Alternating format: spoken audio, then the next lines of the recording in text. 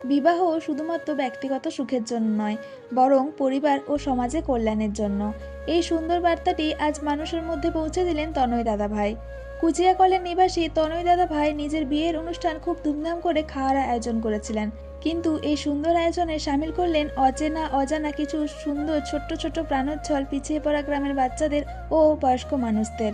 প্রায় 50 জনের মতো সুস্বাদু খাবার, ভাত, ডাল, শুক্তো, সবজি, মাছ, চাটনি, পাঁপড়, মিষ্টি, পায়েস ইত্যাদি ভোজনের ব্যবস্থা করেন।